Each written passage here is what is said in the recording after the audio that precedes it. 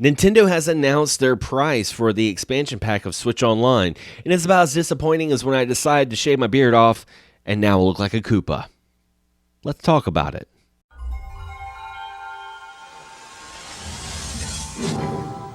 So, welcome back guys to another video, and yes, today Nintendo was showing off the new Animal Crossing DLC for New Horizons, which I have to admit looks pretty awesome. It's been a while since I played New Horizons, but the most anticipated announcement was the price tag of the expansion pack that was announced at the last Nintendo Direct. Now, this expansion pack for Nintendo Online is going to be featuring 9 N64 games, really good heavy hitters, and some Genesis games that we can actually already play on the Switch Online. And let's face it, you can play Genesis games anywhere now, and I always thought that was a weird decision. I will get into that, but the price is going to be $60.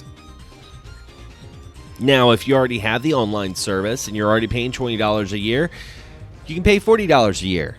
And, you know, I will say this. No matter what, I knew what the price was going to be. I knew folks were going to be complaining about online. Nintendo could have been like, hey, it's an extra $5. So I'm like, oh, $5. I don't want to pay that.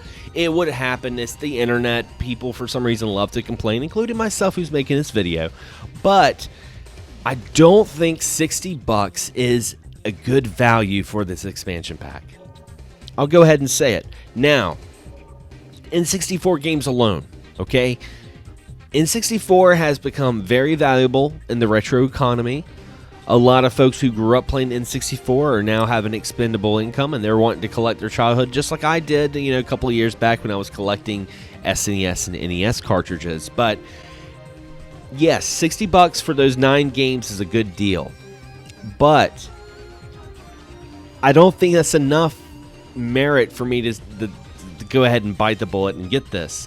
I mean, even the Genesis games, I mean, aside from Musha, you can play this anywhere else. As a matter of fact, you could possibly have 3 different purchases of Sonic the Hedgehog. You'd have it on the Genesis collection, the Sega Ages, and now the expansion pack. That's ridiculous. I really wish Nintendo would have included GameCube or Game Boy Advance, or even Game Boy Color, something other than the Genesis they could have included, and I would have gladly been like, okay, well, that's not too bad, because you guys know I can emulate all this.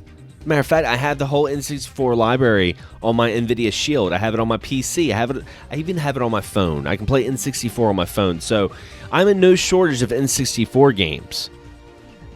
But I just think for the value and the fact that you can't even message your friends on Switch Online, like, yes, you can play Mario Kart 64 online, but you can't message your friends on Switch, be like, hey, you want to play some N64? Of course, we got Facebook and smartphones now, I understand that, but for $60 and you can't do simple features that the competitors can do is just kind of daunting, and it's kind of head-scratching. It really is. I honestly feel like Nintendo dropped the ball on this. I'll call it as I see it. And the thing about it is while we have other N64 games over the horizon like Majora's Mask, Paper Mario, F-Zero X, Kirby 64, they're coming out very soon. What are we going to be seeing with this expansion pack 4 months from now? Because we all know Nintendo kind of likes to shoot it very, very early with all the good stuff like we saw with the NES and SNES library, and then kind of fluff for the rest of the year. You know, every time NES or SNES games are coming for the Switch, I always cringe at comments because you're always going to see people saying, where's Earthbound?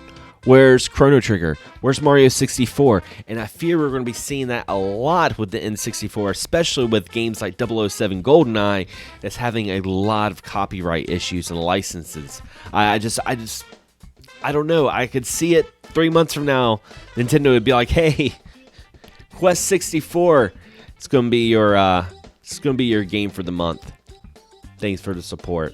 But what do you guys think? Leave a comment below. They love to hear some of your opinions. And what are some features that you would love to see in the future with the expansion pack that, in your opinion, would merit the $60 a year? I'd love to hear some of your opinions. And if you enjoyed this video, don't forget to subscribe, but also hit that bell so you're notified on all future videos that come out on this channel. Anyway, guys, as always, thanks for watching. Thanks for subscribing. And as always, happy gaming.